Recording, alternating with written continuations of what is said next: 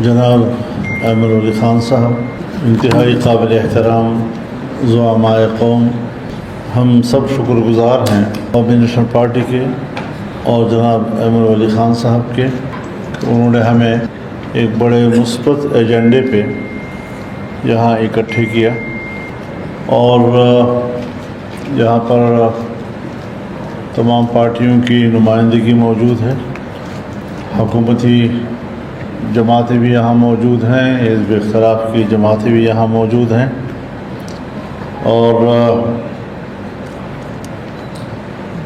اپنے اپنے خیالات اور اپنے اپنے تجاویز جس انداز میں پیش کر رہے ہیں، یہ حوصلہ افزا ہے۔ ایسی مجالس ہونی چاہیے کہ جہاں ہم کھل کر کچھ باتیں کر سکیں۔ جو کچھ میں اپنے انتہائی قابل احترام دوستوں کی گفتگو سے سمجھا ہوں، آپ تمام حضرات چھوٹے صوبوں میں بدامنی کی صورتحال کو اہمیت دے رہے ہیں اور اس میں کوئی شک نہیں ہے کہ ریاست کی اولین ذمہ داری وہ انسانی حقوق کا تحفظ ہے۔ انسان کے جان، اس کے مال اور عزت و آبرو کا تحفظ یہ ریاست کی ذمہ داری ہے، اور صوبہ خیبر پختونخوا ہو، بلوچستان ہو یا صوبہ سندھ ہو، تینوں صوبوں میں نہ دن میں اور نہ رات میں عام آدمی محفوظ ہے، نہ اس کی جان محفوظ ہے، نہ اس کا مال محفوظ ہے، نہ عزت و آبرو محفوظ ہے۔ اندھیر نگری ہے، اور بالخصوص جو ہمارے قبائلی علاقہ جات ہیں وہ تو مسلح گروہوں کی گرفت میں ہیں۔ کاروباری لوگ کاروبار نہیں کر سکتے،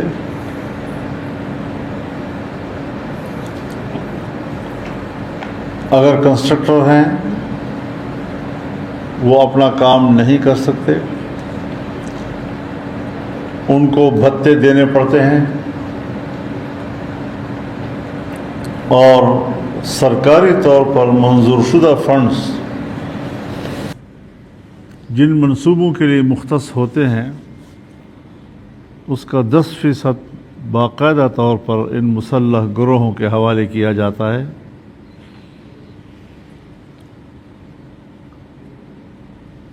ایسی صورتحال میں ہمارے تو جس سی پیک کا آپ ذکر کر رہے تھے اس پہ باقاعدہ گھنٹوں گھنٹوں قبضہ رہتا ہے، گاڑیاں کھڑی کی جاتی ہیں، شناختی کارڈ لیے جاتے ہیں، دیکھے جاتے ہیں، سرکاری اہلکار ہوں تو ان کو اتارا جاتا ہے، اور جب ٹریفک بند ہو جائیں تو پھر کھلے انداز میں رقص کرتے ہیں اور یہ بتاتے ہیں کہ اسی رقم ہمارے ہاتھ میں۔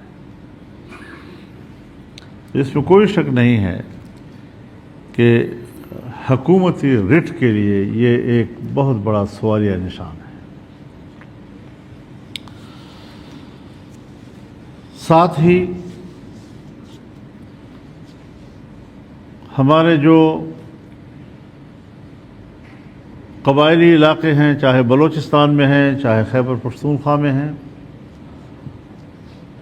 وہاں کے معدنی ذخائر اور معدنی وسائل جو دراصل وہاں کے عوام کی ملکیت ہے، دنیا میں قوانین موجود ہیں، ہمارے ملک کے اندر قوانین موجود ہیں۔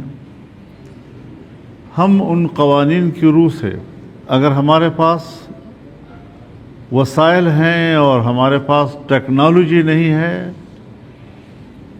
تو دنیا میں سرمایہ کاری ہوتی ہے، ملٹی نیشنل کمپنیاں آتی ہیں وہ باقاعدہ ایک معاہدے کے تحت کام کرتی ہیں، اس میں مقامی لوگوں کا اپنا شیئر ہوتا ہے، ریاست کا اپنا شیئر ہوتا ہے، جو باہر سے کمپنی آتی ہے ان کا اپنا شیئر ہوتا ہے، بجائے اس کے کہ ہم اس ملک میں یا نظریات کی سیاست کریں یا ہم اس ملک میں حقوق کی سیاست کریں، یہاں پر ساری توانائیاں اتھارٹی حاصل کرنے پہ لگتی ہے۔ سو طاقتور ادارے اپنی اتھارٹی قائم کرتے ہیں، اور اگر آپ نے ان کی اتھارٹی کو چیلنج کیا بلا وجہ نہیں، آئین کی روح سے، قانون کی روح سے، بین الاقوامی ضابطوں کی روح سے، تو پھر آپ ریاست کے غدار قرار دیے جاتے ہیں۔ یہ المیہ ہے ہمارے ہاں، لیکن آسان فارمولوں کے تحت ہم دنیا کو انگیج کر سکتے ہیں۔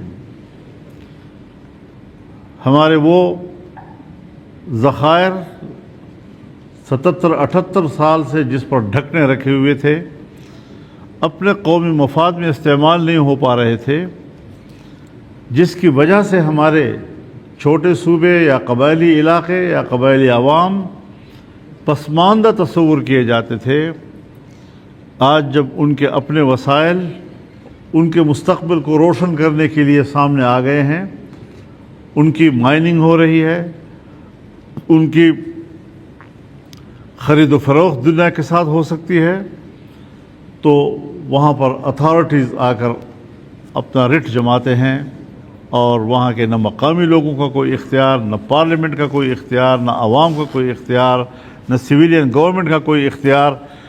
یہ چیزیں، اس پر میں سوچتا ہوں کہ آنے والے وقت میں بحران پیدا ہو سکتے ہیں۔ یعنی آپ حضرات کے نوٹس میں ہے جی، قبائلی علاقے فاٹا کا ہم نے انضمام کیا، قطع نظر اس کے کہ وہ صحیح تھا یا غلط تھا، اس پر کیا اختلاف تھا، کیا قطع نظر اس کے، لیکن آج اس انضمام کے 8ویں 9ویں سال میں ہم بیٹھے ہوئے ہیں۔ 8-9 سال گزر جانے کے بعد اب ہمارے ملک کا نظام، ہماری ریاست، ہماری گورنمنٹ وہ کمیٹی بناتی ہے کہ قبائل کا جرگہ سسٹم دوبارہ بحال کیا جائے۔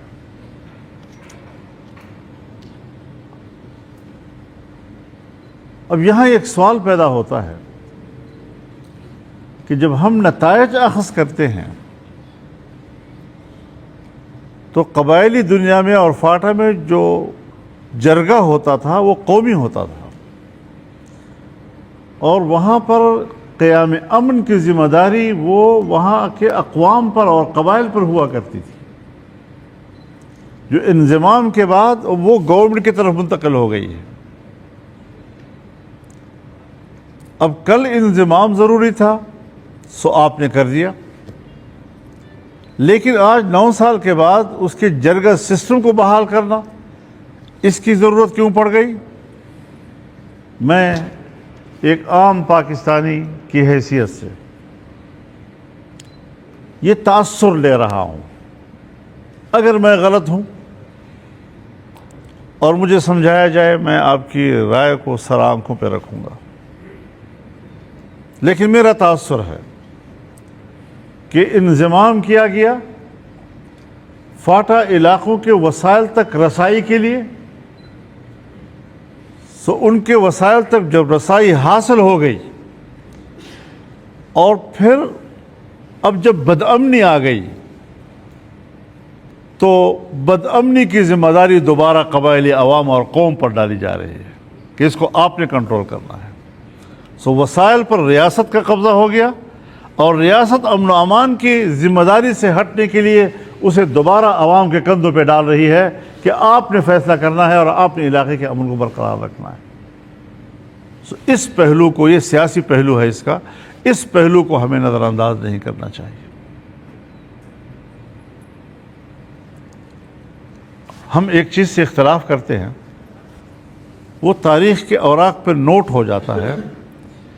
یہ فیصلہ تاریخ کرے کہ میری رائے صحیح تھی یا آپ کی رائے صحیح تھی، اس کو زیر بحث لانے کی ضرورت نہیں ہے۔ لیکن کچھ چیزیں جو ہم اخذ کرتے ہیں حالات سے، تو وہ نتائج آج ہمارے سامنے کیا آ رہے ہیں، قبائل کو کیا ملا۔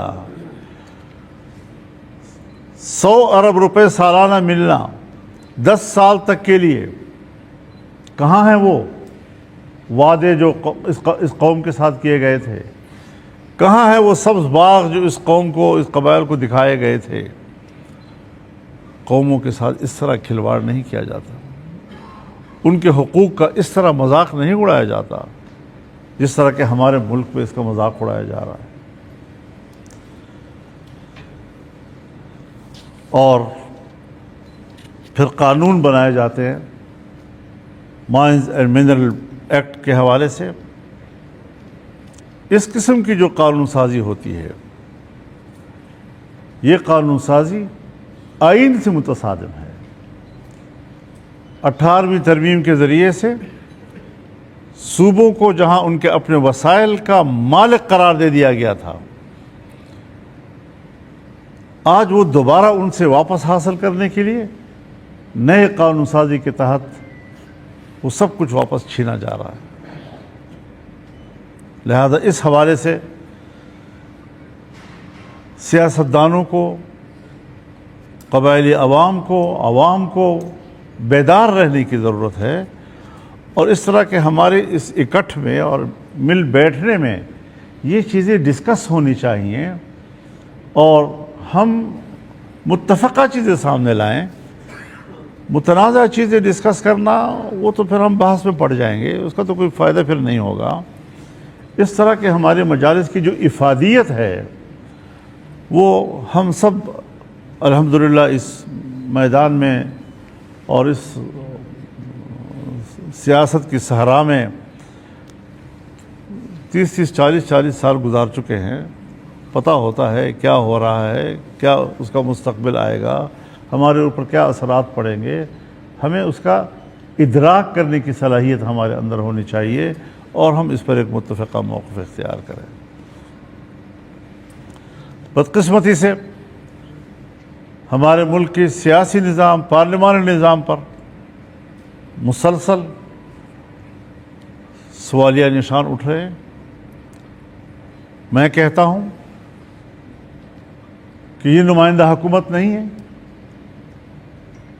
یہ اسٹیبلشمنٹ کی حکومت ہے۔ یہ پارلیمنٹ عوام کی نمائندگی نہیں کر رہے ہیں۔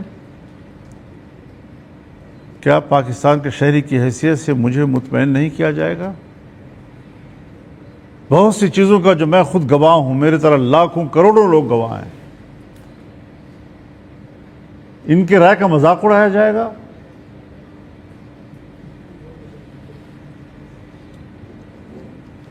کیا نتائج حاصل کرنا چاہتے ہیں؟ اس سے تو بغاوتیں پیدا ہو جائیں گی۔ عوام کے ووٹ کے حق پر ڈاکہ ڈالنا، یہ نہ کل جائز تھا، نہ آج جائز ہے، نہ آئندہ جائز ہے۔ آج تو ہم اختلاف کر رہے ہیں، پرامن مارچ کر رہے ہیں، جلسے کر رہے ہیں، اجتماعات کر رہے ہیں۔ یہی چیزیں بالآخر بغاوت پر پہنچتی ہیں، تو بغاوت تک پہنچا آپ رہے ہیں، اور جب بغاوت پر آمادہ ہو جائے، مجبور ہو جائے، تو پھر گناہگار وہ ہے، باغی وہ ہے، اور گردن زدنی اسی قرار دیا جائے گا۔ یہ بھی ناجائز بات ہے۔ نظام کو ٹھیک کیا جائے، اس کو سیدھا کیا جائے، اس پر میرا اور آپ کا کوئی اختلاف رائے نہیں ہے، اور ہم بڑے سلیقے کے ساتھ ایک دوسرے کے ساتھ اس پر ڈیبیٹ کر سکتے ہیں۔ ہمارے ہاں نیشنل ایکشن پلان کی بات کی جاتی ہے۔ نیشنل ایکشن پلان کی منظوری کے وقت میں اس اجلاس میں موجود تھا۔ بنفس نفیس موجود تھا. اس کے کچھ حصوں سے ہم نے اختلاف کیا تھا. ہمارے اعتراضات نہیں سنے گئے اور ہم اپنے اس موقف پر قائم ہیں. نیشنل ایکشن پلان کے ان حصوں کو کہ جس کو ہماری نظر میں امتیازی قانون تعبیر کیا جا سکتا ہے، ان امتیازی حصوں کو نکالا جائے.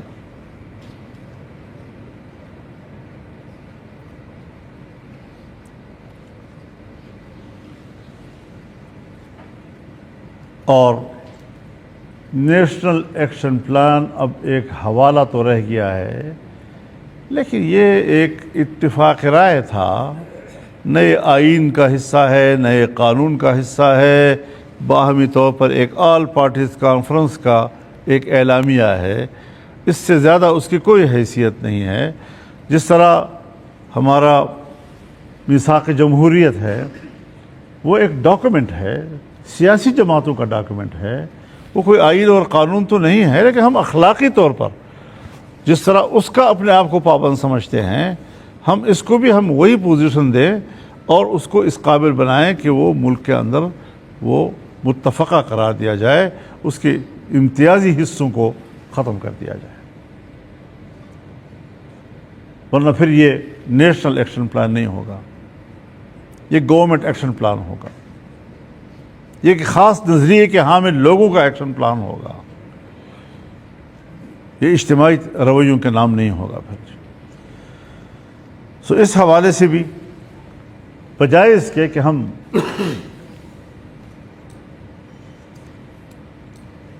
دہشت گردی کو فروغ بھی دیں، دہشت گردی کے خلاف جنگ بھی لڑیں،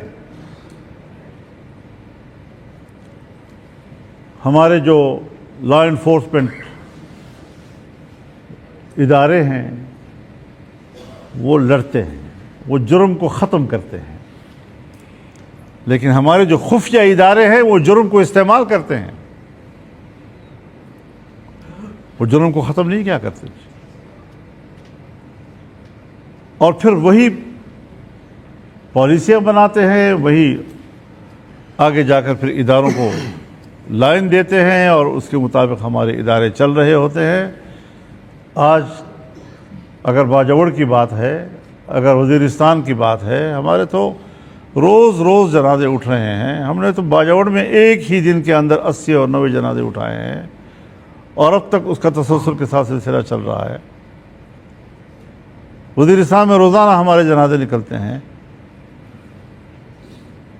گھر پہ آ کر راکٹ گرتا ہے اور گھر پہ آ کر راکٹ گرنے سے خواتین مرتی ہیں، بچے مرتے ہیں، شہید ہو جاتے ہیں. اس گھر میں فوج آ کر کہتی ہے یہ لاشیں ہمارے حوالے کرو. فوج آ کر کہتی ہے یہ لاشیں ہمارے حوالے کرو. جب فوج کے حوالے ہو جاتی ہے، وہ رسا کو بلاتے ہیں اور جبراً ان سے لکھواتے ہیں کہ یہ دہشت گرد تھے، تم تسلیم کرو کہ یہ دہشت گرد تھے.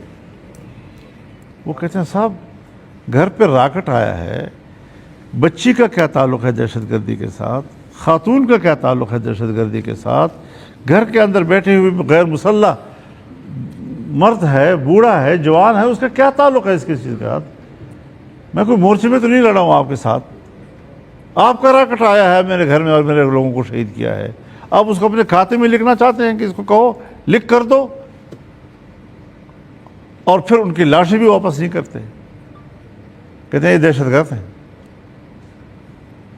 تو اس طرح کارروائی تو نہ ڈالی جائے نا، اس طرح تو لوگوں کو کی تذلیل نہ کی جائے. اب دعوے کو تقویت دینے کے لیے اس قسم کے حربے تو نہ استعمال کیے جائیں. یہ سارے مشاہدات دن رات ہم دیکھ رہے ہیں، ہمارے حالات پہ کیا ہم پہ کیا گزر رہی ہے. اور یا تو پھر خوشحالی لانے کے لیے، امن لانے کے لیے ایک مستحکم قسم کا اکنامک پلان ہونا چاہیے، نیشنل اکنامک پلان ہونا چاہیے ہمارا،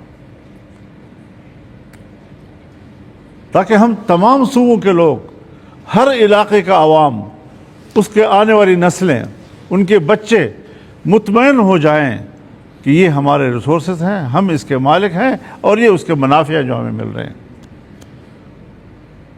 میں تو ہر وقت اس بات سے ڈرتا ہوں کہ مجھے محروم کیا جا رہا ہے، مجھے محروم کیا جا رہا ہے۔ تو محرومیتیں تو پیدا کی جا رہی ہیں، محرومیتوں کو تو فروغ دیا جا رہا ہے۔ جب محرومیتوں کو فروغ ملے گا تو پھر دہشت گردی بھی اٹھے گی۔ تو یہ ساری چیزیں ہمیں ایک نیشنل ڈائیلاگ کی طرف لے جا رہی ہیں۔ آئیں ہم ڈیبیٹ کریں، قومی سطح پہ بات کریں۔ مجھے اچھی لگی ہیں باتیں جب میرے دوستوں نے کہا کہ فوج سے بھی بات کی جائے، بیوروکریسی سے بات کی جائے، عدلیہ سے بات کی جائے، سیاستدان بیٹھے، پارلیمنٹ بیٹھے، ہم سب مل کر ایجنڈا طے کریں، ہمارے مسائل کیا ہیں، اس کی فہرست بنائیں، اس پر بات چیت کریں اور اس کو حل کریں۔ صرف یہاں بیٹھ کر سردار لشکر علی خان نے کہا کہ جی کس سے مطالبہ کر رہے ہو، صحیح سوال ہے۔ اس طرح ہم آپس میں بیٹھ کر مطالبات بناتے ہیں، کس سے مطالبہ کر رہے ہیں؟ جو اتھارٹیز ہیں اس کے خلاف تو ہم احتجاج پہ آ گئے، مارچ کر رہے ہیں، گورنمنٹ ادھر بیٹھی ہے، ہم ادھر بیٹھے ہیں، ریاستی ادارے پنڈی میں بیٹھی ہیں، سیاسی ادارے اسلام آباد میں بیٹھی ہیں۔ تو جب فاصلے ہوں گے، ہم ڈائیلاگ نہیں کریں گے، بات چیت نہیں کریں گے، تو کدھر سے معاملہ حل ہوگا؟ تو ہمیں نیشنل لیول کا ڈائیلاگ کی طرف بھی جانا ہوگا، ہمیں نیشنل لیول کا اکنامک پلان بھی بنانا ہوگا تاکہ ہم ہر صوبے کے، ہر خطے کے، ہر علاقے کے عوام کو مطمئن کر سکیں۔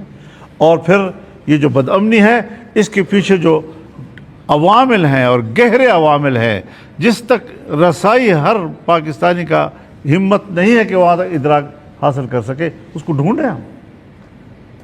اگر میرے شکوک و شبہات ہیں، بجائے اس کے کہ مجھ سے ناراض ہوں، مجھے اس کی سزا آپ دے، مجھے مطمئن کریں۔ میرا حق ہے کہ میں آپ سے مطالبہ کروں کہ مجھے مطمئن کریں۔ تو یہ میسج ہماری طرف سے واضح طور پر جانا چاہیے کہ ہم نہ افہام و تفہیم کا انکار کرتے ہیں۔ سیاسی آدمی کب افہام و تفہیم کا انکار کرتا ہے؟ سیاسی آدمی کب ڈائیلاگ کا انکار کرتا ہے؟ مذاکرات کا کب انکار کرتا ہے؟ کسی مسئلے کے سیاسی حل کا کم از کم سیاستدان تو انکار نہیں کر سکتا۔ تو اگر ہم پارلیمنٹیرینز ہیں، اگر ہم نے جمہوریت کا راستہ اختیار کیا ہے، پارلیمان کا راستہ اختیار کیا ہے، آئین اور قانون ہمارے لیے ایک کسوٹی ہے، تو پھر آئیں اس کسوٹی کی بنیاد پر دیکھیں کہ کیا جائز ہے، کیا ناجائز ہے، کیا حق ہے، کیا ناحق ہے۔ اور اسی بنیاد پر میں ایک مسئلہ ہے کہ یہاں پر افغان مہاجرین کا ایک مسئلہ پیدا ہوا ہے۔ افغان مہاجرین کی بے دخلی اور جبری بے دخلی کا عمل شروع ہو گیا ہے، جو یقیناً اس وقت ان حالات میں پاکستان افغانستان کے تعلقات کو متاثر کر رہا ہے۔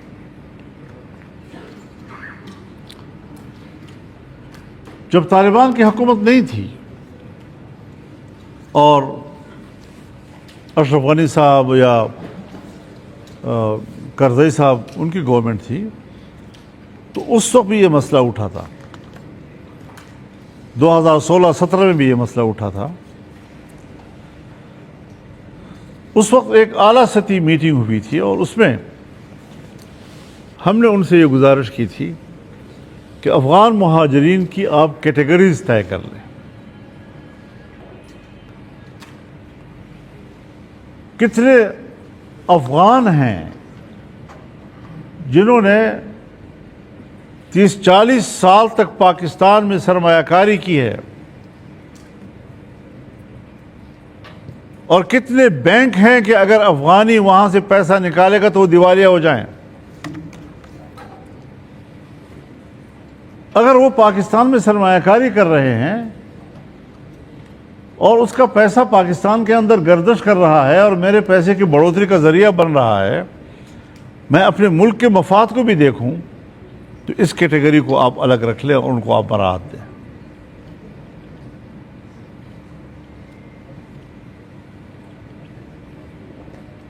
اگر ہمارے تعلیم گاہوں سے وہ ڈاکٹر بنے ہیں، ہمارے تعلیم گاہوں سے وہ انجینئر بنے ہیں، اب وہ ہماری اسکل ہے. جب پڑھایا میں نے ہے، جب اسکل کی حیثیت اس نے پاکستان میں حاصل کی ہے، تو اس کا فائدہ پاکستان کو ملنا چاہیے. ایسے لوگوں کو آپ کچھ مراعات دیں. انسانی حقوق کو سامنے رکھتے ہوئے جو نوجوان ابھی پڑھ رہے ہیں، اگر وہ مڈل میں ہے یا وہ میٹرک میں ہے یا وہ ایف اے کر رہے ہیں، اور ایک دم آپ ان کو نکال دیں گے، وہاں کا نصاب بالکل مختلف ہے، تو وہ تو پھر ابتدا سے الف ب شروع کرے گا وہاں پر. تو آپ ان کی تعلیم کو تحفظ دیں، اس کے لیے الگ پالیسی بنائیں. عام لوگ جو کیمپوں میں رہ رہے ہیں ان کے لیے آپ ایک الگ اسٹریٹجی بنائیں. لیکن ہماری روایات ہیں، ہماری سوسائٹی کی روایات ہیں، اور پشتون سوسائٹی، بلوچ سوسائٹی تو بہت بہتر اس کو جانتی ہے کہ اگر آپ کے گھر میں ایک مہمان 1 سال بھی رہے لیکن اس کو رخصت کرتے وقت آپ لات مار کر گھر سے اس کو نکالیں تو 1 سال کی مہمانداری ختم ہو جاتی ہے، کوئی حیثیت اس کی نہیں رہتی. ہم اپنے مہمانوں کے ساتھ اگر آنے والے مستقبل میں جس پر دار و مدار 2 مملکتوں کے تعلقات کا ہے، تو ہم ان تعلقات کو سامنے رکھتے ہوئے رویوں کا تعین کریں. جبری بنیادوں پر بے دخلیوں کی باتیں جو ہیں، تو اس حوالے سے اس ماہ اگست میں سب کو ڈیڈ لائن دی گئی ہے. اگر میری درخواست پر آپ حضرات ایک متفقہ رائے بنائیں کہ نہیں، اس کے لیے سب کو اعتماد میں لے کر، اور پارلیمنٹ کو اعتماد میں لے کر، سیاسی جماعتوں کو اعتماد میں لے کر، اور پاکستان کی خارجہ پالیسی کے اصولوں کو سامنے رکھتے ہوئے ہم ایک متوازن پالیسی اس کے لیے اختیار کریں. افغانستان ان کا ہے، انہوں نے کبھی بھی تو جانا تو ہے، اپنے گھر میں تو جانا ہے انہوں نے، لیکن طریقے کے ساتھ مہمان کو بھی عزت کے ساتھ رخصت کیا جاتا ہے. جبر کی بنیاد پر نکالنا، یہ تو اپنی پوری مہمانداری کو ضائع کرنے والی بات ہے. تو یہ کچھ گزارشات آپ کی خدمت میں نے عرض کی ہیں. آپ حضرات نے اپنے قرارداد میں جو پشاور میں پاس کی ہے، میرے خیال میں پہلا حصہ میں نے کچھ پڑھا ہے، بار 78 سال اور 78 سال اور 78 سال اور 78 سال. جی بلوچستان میں 78 ہے نا جی. تو یہ میرے خیال میں آپ لوگوں کے ذہن میں ایک سوال پیدا کرنے کی کوشش کر رہے ہیں کہ ہمارے اسٹیبلشمنٹ نے اور ہمارے اصل حکمرانوں نے 78 سالوں میں آج تک کوئی ایک بھی صحیح فیصلہ نہیں کیا. تو یہ سوال پیدا کرنے کی کوشش تو کی گئی، اب دیکھتے ہیں کیا جواب ملتا ہے. اللہ تعالیٰ خیر کی صورت فرمائے. بہت شکریہ آپ حضرات کا. جی بڑے